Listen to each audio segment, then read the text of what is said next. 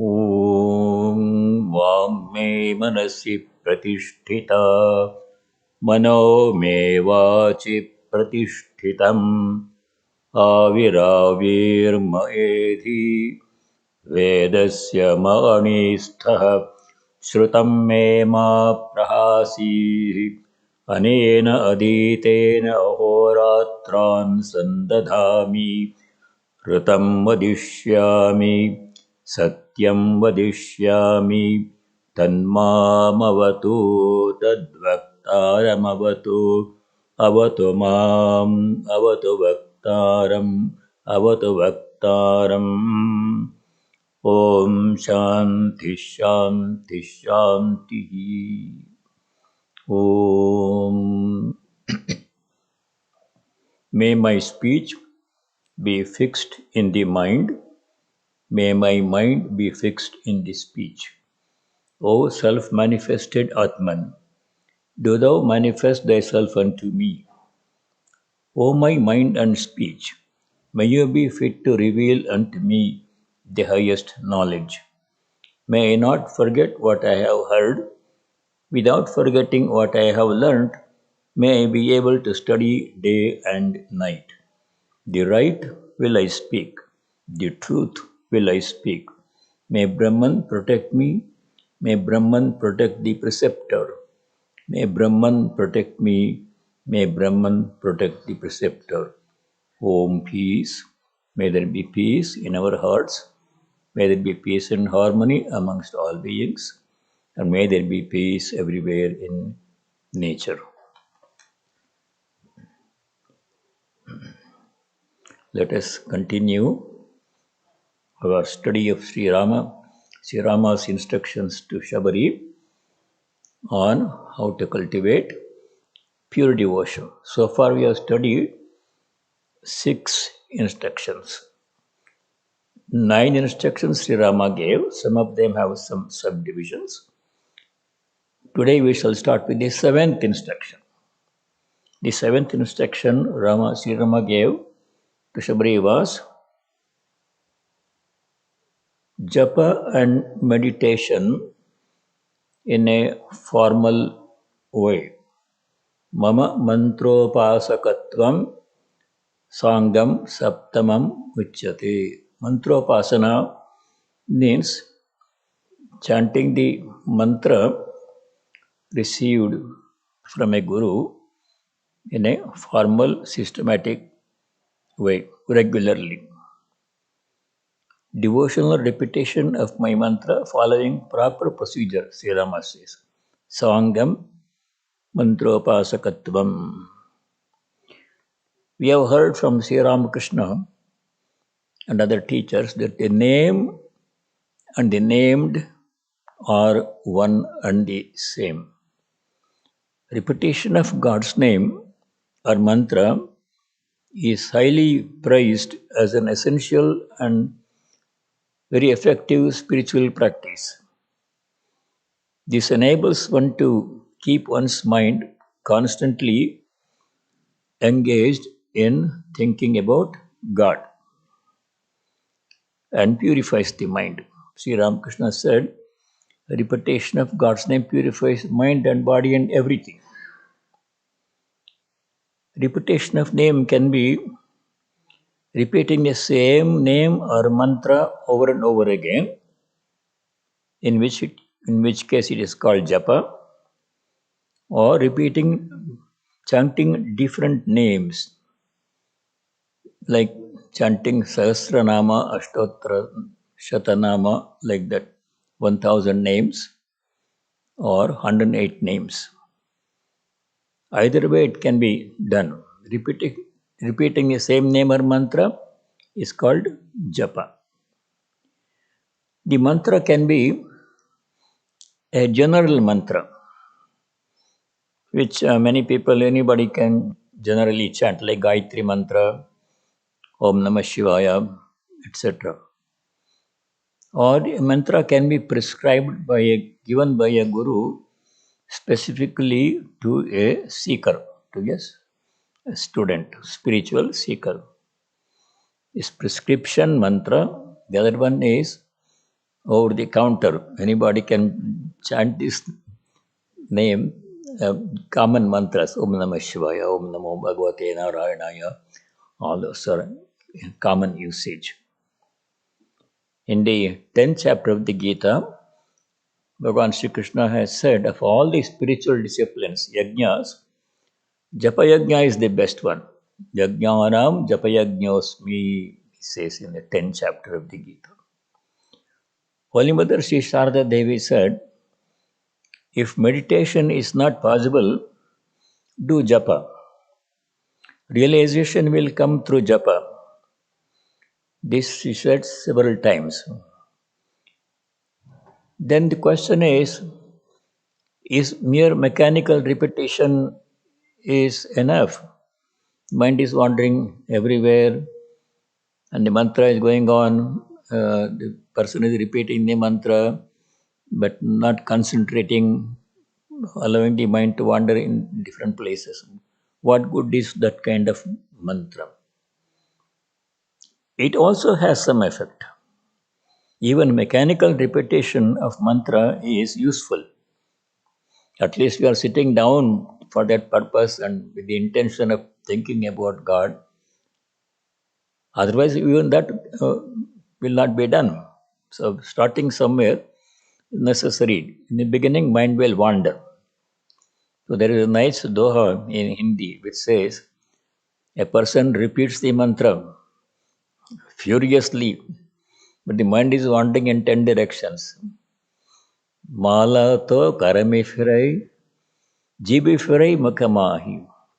Manuvato dahodisi firai, yato simirananahi. Mala karame firai. The mala, japa mala rosary is moving in the hands. And jibi firai makamahi, and the mantra is being repeated in the mouth. The tongue is repeating the mantra. Manuvato dahodisi firai. The mind is traveling and roaming about in 10 different directions. Yato simirananahi. This is not real japa or upasana. Concentration must be there. In the Patanjali Yoga Sutras, which you are studying with Swamiji right now, there is a sutra where Patanjali says, when you repeat the mantra, you should think about the meaning, concentrate on the meaning of the mantra. Tajapas tadartha bhavanam. But Swami Brahmanandji Maharaj, Raja Maharaj said it's okay to start, we have to start somewhere. Right away we don't get concentration, so start wherever we can. Once Maharaja was once Maharaj Swami Brahmananda was asked a question by a disciple. No, that's not right. Once Swami Turiyananda was asked a question by a disciple, confusing the names of the disciples. Swami Turiyananda was giving a discourse or doing a class, and the question was right. The question was, Maharaj, what does japa actually mean? What is japa? Swami Turiyananda replied like this. This is in the spiritual talks. The spiritual talks is a book containing the teachings of Sri Sarada Devi and other disciples of Sri Ramakrishna, which Swamiji is teaching Tuesday mornings. In that book, this statement, this quotation is there. Swami Turiyananda said, it means, japa means that one should utter his name and at the same time meditate on his form and love him. If the mind is attached to worldly things, what will mere repetition of God's name do? What is essentially wanted is that we must anyhow make him our own. Love is important. With great love, you have to repeat God's name. Then Swami Brahmanandaji, Raja Maharaj, an eternal companion, he said this one. The way of japam is the easiest to follow. By constantly performing japam, the mind can easily be made calm and steady, and finally it will lose itself in God. Therefore, I ask you to perform japam regularly and often.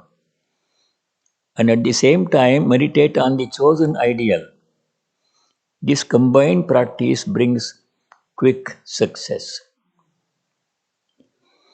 Sri Ramakrishna said, this in the Gospel, page 241, one should constantly repeat the name of God.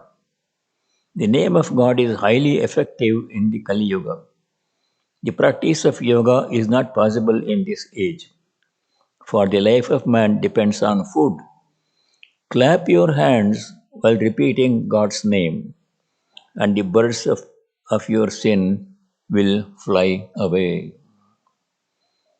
Then again, Sri Ramakrishna said on another occasion, if a man repeats the name of God, his body, mind, and everything will become pure. Sri Ramakrishna said on another occasion, man becomes pure by repeating the name of God. Therefore, one should practice the chanting of God's name. The way to remember God in the hour of death is to practice now the repetition of His name and the chanting of His glories. If one keeps up this practice, then in the hour of death one will repeat the name of God. We know from the Bhagavad Gita, chapter 8, whatever thought is uppermost in our minds at the last moment of our life, that indicates our destination, where we go after we leave the body. If we think about God at the last moment of our life, then we will reach God. If we think about worldly things, then we will come back to the world. Same life, once and one more life, one more cycle. So we should practice thinking about God at all time. So in the Gita, 8th chapter, Sri Krishna says, Tasmat sarveshu kaleshu ma manusmara. Therefore, at all times, try practicing, remembering me, practice recollection of God. Sri Sarada Devi, the Holy Mother, she said, one has to suffer the consequences of one's deeds. But by repeating the name of God, you can lessen its intensity. If you are destined to have a wound as a plowshare, as big as a plowshare, you will get a pinprick at least. The effect of karma can be countered to a great extent by japa and austerities. So, by all the teachers, japa has been extolled, praised as one of the most effective spiritual practices. The different names, 1,000 names, Sahasranama, Ashtottara, and shorter lists of names are available in various scriptures. The most famous Sahasranamas are Vishnu Sahasranama. In this country, there are small groups of people. Every weekend, Saturday or Sunday, they meet, 5, 6, 7 families. They chant Vishnu Sahasranama and other hymns. Vishnu Sahasranama chanting groups are there. They're very interesting. So chanting these names of Vishnu's, 1,000 names of Vishnu, purifies the mind. This Vishnu Sahasranama occurs in the Mahabharata. At the end of the Mahabharata story, Yudhishthira goes to Bhishma and asks him for instruction, spiritual instruction. Please tell me one thing that is most effective, which most people, almost everybody can do, that takes us to the goal. Yudhishthira asked Bhishma. Then Bhishma teaches him 1,000 names of Vishnu. Similarly, other deities also have 1,000 names. There are 1,000 names of Lalita, Lalita Sahasranama, Shiva Sahasranama, Rama Sahasranama, Krishna Sahasranama, and Sri Ramakrishna Sahasranama, Sri Sarada Devi Sahasranama are also there. And if you don't have time to chant 1,000 names, then shorter lists are there, 108 names are there. Sri Ramakrishna Ashtottara Shatanama is there. Sri Sarada Devi Ashtottara Shatanama is there. These are very short lists of names. Each name in the Ashtottara Sahasranama describes one glory, one aspect of the deity we are worshipping. When Sri Rama gave this instruction, he said it has to be done sangam along with the proper procedure. With the proper procedure. So, what is the proper procedure? In some scriptures, mantra shastra, detailed instructions are given on how to chant God's name. But in our tradition, it is very much simplified. We just chant the dhyana mantra and then we start doing the japa.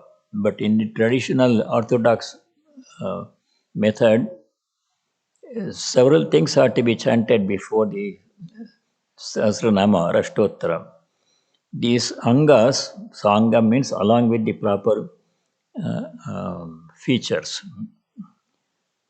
They are rishi. Every mantra has a rishi who composed it or who heard it. Rishi, chandas, meter.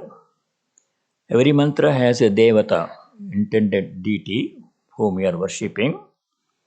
Bijam, I don't know some of these things, they are very technical terms. Bijam means seed, Shaktihi, the power, Keelakam means the key to the door of liberation, maybe. Viniyogaha, why this mantra is being chanted, what it will accomplish, what way it will help us. Viniyogaha, all these things are to be chanted before chanting the mantra, and then the Anganyasa, Karanyasa have to be done, which we do during special worships, consecrating all the parts of the body. They have to be chanted, and then the dhyana shloka has to be chanted. That we do in our tradition. Before we start japa, we chant the three stanzas of the hymn composed by Swami Abhedanandaji. Om हृदयकमलमध्ये राजितं निर्विकल्पं सदसदखिलभेदातीतमेकस्वरूपं प्रकृतिविकृतिशून्यं नित्यमानन्दमूर्तिं विमलपरमहंसं रामकृष्णं भजामः. Like that, two more stanzas. So every deity has a dhyana shloka before chanting the deity's name. They have to be chanted. So all of these auxiliaries have to be followed in the orthodox way of chanting mantra, doing japa. But for us, it has been made very simple. We just do the remember our chosen ideal, bow down to chosen ideal, visualize his or her presence in the lotus of our heart, chant the jhana mantra, jhana shlokas, and then repeat performing the japa. That is simpler. That is seventh instruction. Mama mantropasakatvam sangam saptamam uchyate. The eighth instruction has four subdivisions.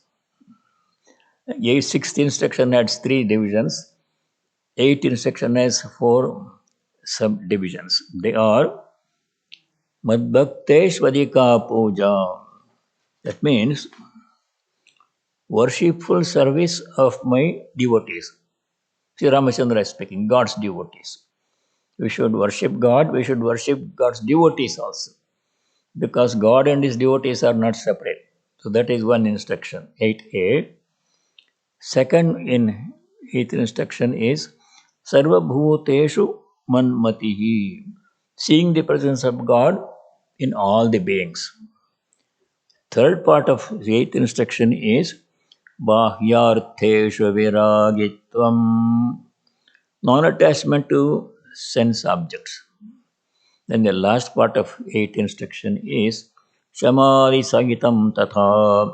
Practice of Shama, Dhamma, Titiksha, Uparati, all those six disciplines. All these four things they comprise the eighth instruction. So let us take the first one now. Madbhakteshwarika Puja. So Sri Ramachandra says to Shabari, one should worship God's devotees. So he says, worshipful service of my devotee, serving the devotees of God, thinking it as worship of God Himself. Teachers such as Sri Ramakrishna, Sri Krishna Chaitanya, and others have urged devotees to serve other devotees. Sri Ramakrishna said, Vaishnava Seva. In the Vaishnava tradition, Bhagavata Dharma consists of three principal practices. That is, Name Preeti, love of repeating God's name with great love and devotion and joy. Joyfully we should repeat God's name.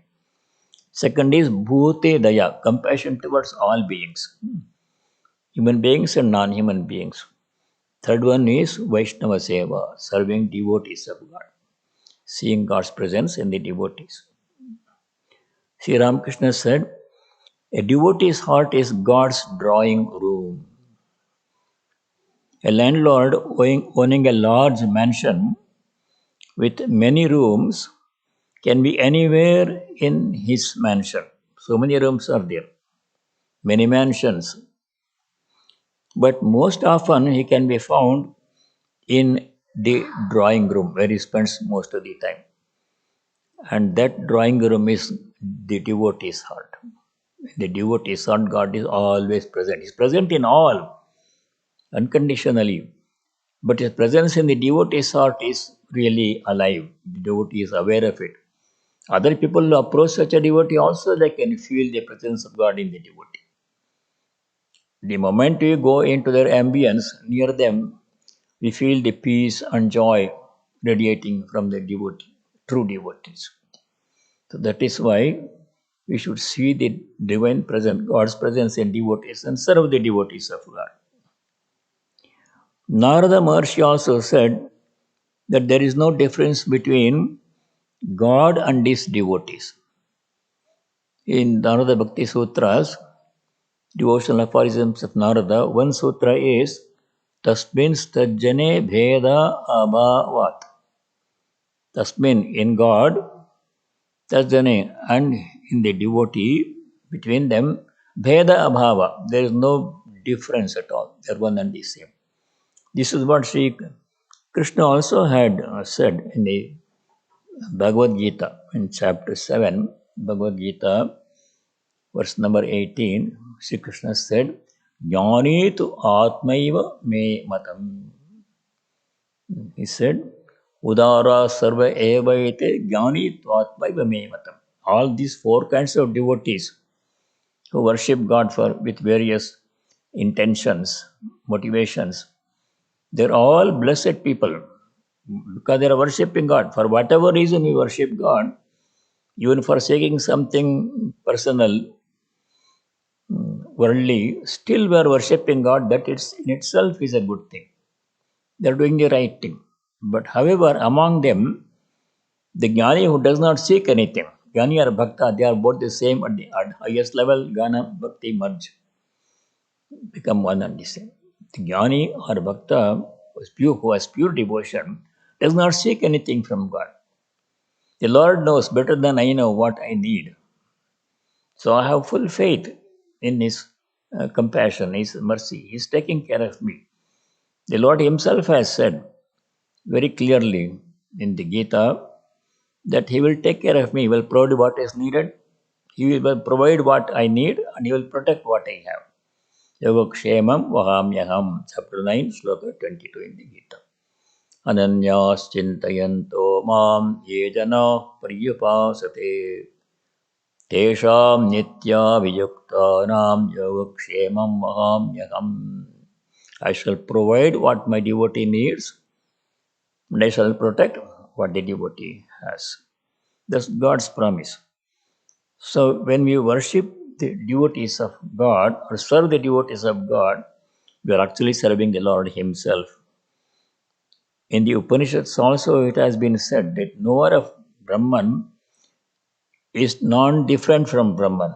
Brahmavidapnoti param, Brahmavid brahmaiva bhavati. Like this, there are statements in the Upanishad. There is no difference between Brahman and the knower of Brahman. Gita also it says, devotee and God are one and the same. Therefore, we should seek opportunities to serve the devotees of God in any way we can, any way it appropriate that we can. We should serve the devotees of God, seeing the presence of God in them, and that is same as worshipping God. Mad bhakteshu adhika puja. If we see the divine presence in the devotees, then we can begin to see the divine presence in all and everything. It's easier to see God's presence in devotees because their lives are so pure. They're always absorbed in thinking about God. In their life, God is the only thing. Mat paraha. There's nothing higher than God. The only goal, worthwhile goal achieving is God realization. Such people, if we worship, then that quality will come to us also. In the Sri Ramakrishna Kathamrita, written by Swami Swahananda, this passage occurs. One day, during that period when Sri Ramakrishna was enjoying the Madhura Bhava, while he was listening to the reading of the Bhagavata in front of the Vishnu temple, he went into ecstasy and had the vision of Sri Krishna's luminous form. He saw that a beam of light, like a cord, came out of his lotus feet and touched the book, whence it touched the master's heart and remained simultaneously touching all the three of them for some time. There arose from that vision the firm conviction in his mind that although the three, namely the scripture, Bhagavatam, the devotee, and the divine Lord, appear as different entities, they are one and the same thing. In other words, they are the manifestations of the same reality. The three, the Bhagavata, the scripture, the Bhakta, the devotee, and Bhagavan, the divine Lord, are one and one is the three, and one is the three. He used to say, Bhagavata, Bhakta, Bhagavan. One day, after Keshav Chandra Sen, at the request of Sri Ramakrishna, gave a lecture. Dharma Samaj people they used to arrange lectures, and Keshav Sen delivered a lecture according to Brahma Samaj tradition. And after that, Sri Ramakrishna told him, it is Bhagavan alone who in one form appears as Bhakta and in another as the Bhagavata. Please repeat Bhagavata Bhakta Bhagavan. Sri Ramakrishna asked Keshav Chandra Sen to repeat Bhagavata Bhakta Bhagavan. Keshav Sen and his disciples repeated the words. So Sri Rama's instruction to Shabari is to worship or serve the devotees of God, seeing God's presence in the devotees. There is no difference between God and his devotees. The same thing instruction is given in the Bible. In the Gospel according to Saint Matthew, chapter 25, this verse occurs. Verily I say unto you, inasmuch as ye have done it unto one of the least of these my brethren, ye have done it unto me. Inasmuch as ye did it not to one of the least of these, ye did it not unto me. That means whatever little service we do to any creature in this creation, we are rendering the service to the Lord Himself. He is present in all. Sarvabhuteshu manmatihi, seeing the divine presence in all, we should serve all creatures, especially devotees of God. In the Upanishad also, there is this verse in the Mundaka Upanishad. A person seeking knowledge of God or liberation or even any other thing should approach a holy person who has realized God. Because whatever thought crosses the holy person's mind, sankalpa, that will materialize. The sloka in the Mundaka Upanishad is Yam Yam Lokam Manasa Samvibhati Vishuddha Sattvaha Kamayate Yamscha Kaman Tam Tam Lokam Jayate Tamscha Kaman Tasyad Atmajnam Tasmad Atmajnam Hi Archayet Bhuti Kamaha. Bhuti means well-being, material prosperity, and it can also mean anything that we need, spiritual progress in spiritual life, etc. Such a person should approach a God-realized person, Vishuddha Sattvaha, one whose mind has been completely pure by virtue of spiritual practices. Such a person, Yam Yam Lokam Manasa Samimo, whatever lokam he thinks about, a person who has realized God, his mind is absolutely pure, who has practiced truthfulness for a long period of time. Whatever that person thinks will materialize, will happen. Therefore, if you want something really worthwhile, not flimsy things, worldly things, if you should go to such a realized person and seek it from him, and if he says yes, tathastu, it will happen. This is what happened to Totakacharya in one of the disciples of Shankaracharya. Why we are discussing this is a devotee of God who has realized God is same as God. Whatever he says or thinks will have to become true. Therefore, we should approach devotees of God. That's why Sri Ramakrishna again and again emphasizes the importance of holy company, sadhu sangha. So, Totakacharya was one of the four disciples of Sri Shankaracharya. But unlike other disciples, such as Sureshwara and Padmapada, who were all experts in scripture study, great scholars, Totaka didn't have that interest in scripture study or inclination for scripture study. He was serving Shankaracharya with great devotion, as Hanuman was serving Sri Ramachandra. Even before Shankaracharya would express the need for anything, Totaka would figure it out and fulfill that need, do that service before being asked.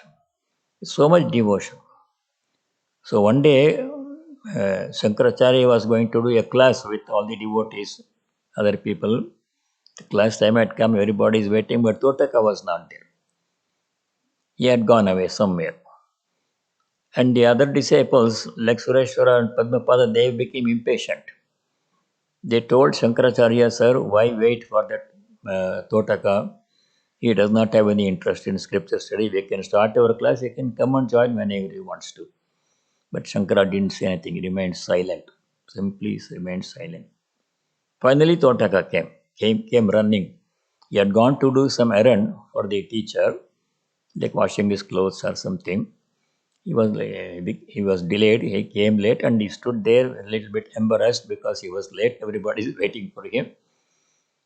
But Shankaracharya, without saying anything, simply blessed him in his mind. Sankalpa, whatever wish such a person expresses will have to become the truth immediately. Shankara simply blessed, may Totaka have the knowledge. Immediately, this Totaka, that was not his real name. His real name was Giri or something. This Giri, disciple of Shankara who had gone to serve him, immediately composed, extemporaneously chanted a very beautiful hymn in a Totaka meter, very beautiful Vedantic hymns, extolling the glory of the teacher's holy feet. If we take refuge in the holy feet of the teacher, everything we seek will come to us. Very fine Vedantic hymn, beautiful meter. So he chanted there. Everybody was astounded, other disciples. That is the effect of holy company. If that holy person says, may this happen, it will happen. That is why we should seek holy company. So Sri Ramachandra Swami taught Shabari that a devotee of God seeking spiritual illumination should serve the devotees, God's devotees, seeing the presence of God in the devotees of God. That was the seventh instruction. Yeah, first in eighth instruction. Eighth instruction has four parts in it. Worshipful service of God's devotees, Mad Bhakteshwarika Puja, that we studied just now. 8b, seeing God in all the beings, Sarvabhuteshu Manmatihi, that we shall study now. Seeing the presence of God in all. This topic is very familiar to us. Seeing God's presence, practicing the presence of God from earlier studies of Bhagavad Gita and other scriptures. Sri Rama gives the same instruction. See the divine presence in all. Sarvabhuteshu Manmatihi. This whole universe is a manifestation of God. There is only a God appearing as all the beings, diverse beings, people, animals, plants, things, and planets, and stars, and everything. Is only He.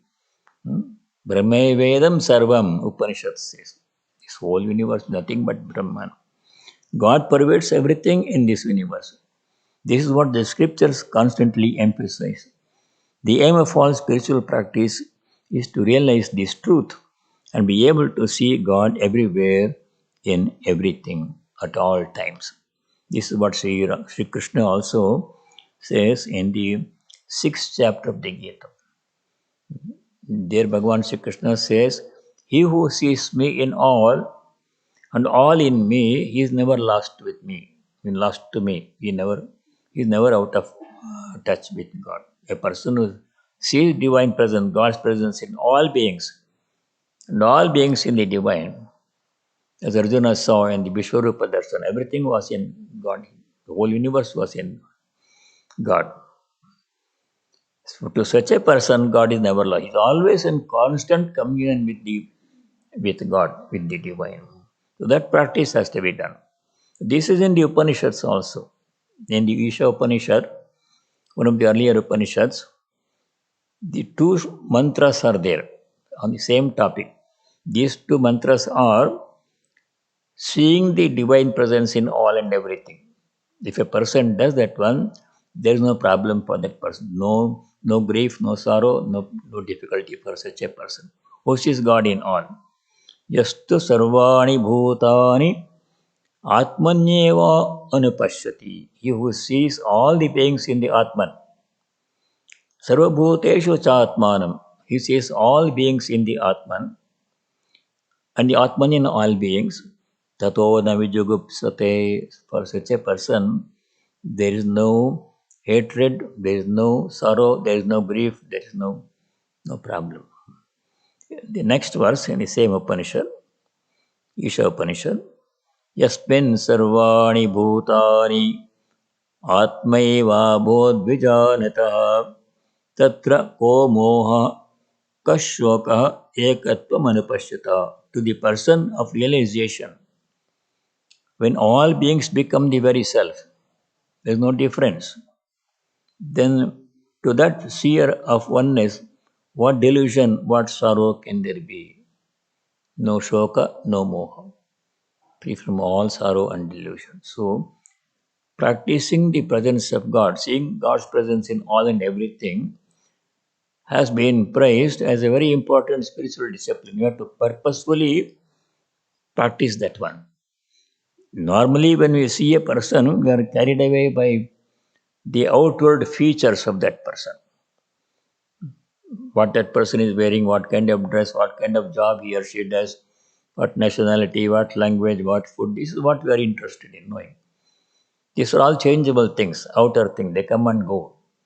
The one essential thing that we should see, we miss that one, that the presence of God in that person. Accepting that everything we see, everything else. This practice is to do the opposite. Disregard the outer changeable aspects of a person or any being and see the divine presence. one should cultivate that incisive, laser like perception, vision that can pierce through the misleading shell of personality and enables one to see the divine presence straight in the heart of everything, all and everything. That is the instruction that Sri Rama gives to Shabari, seeing my presence in all, sarvabhuteshu manmatihi. This is all extolled in the, mentioned in the Gita several times. In the 13th chapter, which some of us studied just now, we finished 13th chapter in the Wednesday class and Saturday class. There, this famous verse occurs, two verses that Swamiji also quoted in his lecture. This verse number 27 in chapter 13, where Bhagavan Sri Krishna says, Samam sarveshu bhuteshu tishtantam parameshwaram. Sarveshu bhuteshu samam tishtantam parameshwaram. In all the beings, without exception, whether the beings are aware of God's presence or not, God is present in the same way. Vinashyatsu avinashyantam yaha pashiti sapashiti. The containers, the body, mind are the containers, as it were. Those are perishable, they come and go. Bodies and minds come and go. But the content, the divine presence is avinashi, imperishable. It is that we should focus our attention, the divine presence in all and everything. When we see somebody or something, even an inanimate object, we should try to visualize the divine presence in it and deal with it accordingly. Even while dealing with inanimate objects, we should be gentle. With animals, you have to be kind and compassionate because the same divinity is present in all of them in the same way. Sometimes a chant is beginning opening prayer, a mantra from the Ishvatashvatara Upanishad, very well known mantra. There, the Rishi says, Tam Stri Tvam Pumanasi Tvam Kumara Utava Kumari Tam Jirno Dande Navanchasi Tam Jato Bhavasi Vishwato Makaha. O Lord, you appear in the form of all the men, Stri. You appear in the form of all the men, Puman. You appear in the form of all the boys and girls, Kumara Uttava Kumari. You also appear in the form of an old man, tottering along somehow with the help of a walking stick or a cane or a walker. You are in all and everything, you alone are present. That vision we have to cultivate. That's what Sri Ramachandra said to Shabari. Now, Mahapurush Maharaj had that ability. He is the second president of the order, disciple of Sri Ramakrishna, Mahapurush Maharaj, Swami Swahananda Maharaj. He could see God's presence in all and everything. So let me read a passage from the book For Seekers of God. Some time ago, Swami Atmagyanji taught that book to the morning classes for Seekers of God. Teachings of Swami Shivanji Maharaj, Mahapurush Maharaj. When Mahapurush Maharaj was the president of the Ramakrishna Order in Belur Math, many householder devotees used to come to have his darshan. Even now, that's the current practice. Daily people go and stand in a line to see the President Maharaj. Devotees used to come to receive his blessings. At one time, the President, that means Mahapurush Maharaj, began to do prostration to the householder devotees before they bowed down to him. They came to do pranam to him and receive his blessings, but he would do pranam to them before they could do pranam to him. He saw everything and everyone as consciousness itself. So this passage occurs in the book For Seekers of God, page 293. On another occasion also, it was dead of night. Mahapurushji was seated on his bed, deep in meditation. After a long while, he started opening his eyes at times and closing them. Just then, a cat entered the room and mewed. He looked in that direction and saluted the cat with folded hands. The attendant nearby could not at first understand what he was saluting, why he was saluting the cat. So he looked inquiringly at Mahapurushji, who then explained to the young monk, "Look here, my boy, the master has now brought me to such a state that I see everything as nothing but consciousness itself. The same consciousness is at play through everything: houses, furniture, beds, bedsteads, and all creatures. The difference is only in names, but there is oneness behind all. I can see that very clearly, so that I cannot check that mood however much I may try. That consciousness shines even through this cat in all its brilliance." And the last straw was one day Mahapurushji Maharaj prostrated to the Brahmachari himself. That Brahmachari was astounded. They can see God like that. I shall close this topic by reading a quotation from the Gospel of Sri Ramakrishna, where Sri Ramakrishna explains in his own words how, in a mystic vision, he could see all and everything as divine consciousness. This is on page 345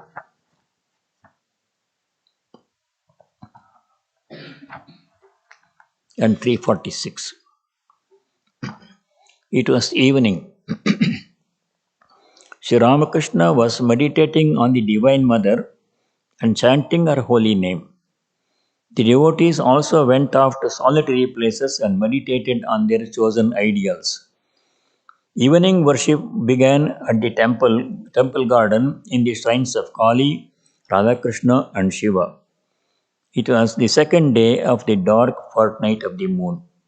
Soon the moon rose in the sky, bathing temples, trees, flowers, and the rippling surface of the Ganges in its light. The master was sitting on the couch and M on the floor. The conversation turned to the Vedanta. Master to M: "Why should the universe be unreal?" Vedantins say universe is Brahma Satyam Jagan Mithya, world is unreal. Sri Ramakrishna says, "Why should the universe be unreal?" That is a speculation of the philosophers. After realizing God, one sees that it is God Himself who has become the universe and all living beings. The Divine Mother revealed to me in the Kali temple that it was she who had become everything. She showed me that everything was full of consciousness. The image was consciousness, the altar was consciousness, the water vessels were consciousness, the door sill was consciousness, the marble floor was consciousness, all was consciousness. I found everything inside the room soaked, as it were, in bliss, the bliss of Satchidananda. I saw a wicked man in front of the Kali temple, but in him also I saw the power of the Divine Mother vibrating. That was why I fed a cat with the food that was to be offered to the Divine Mother.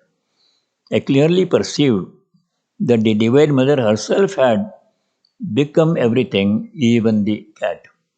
The manager of the temple garden wrote to Mathur Babu saying that I was feeding the cat with the offering intended for the Divine Mother. But Mathur Babu had insight into the state of my mind. He wrote back to the manager, "Let him do whatever he likes, you must not say anything to him."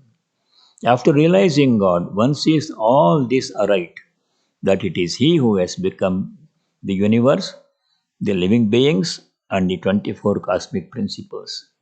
But what remains when God completely effaces the ego cannot be described in words. So, Sri Ramakrishna had this vision probably several times. Once he describes in his own words.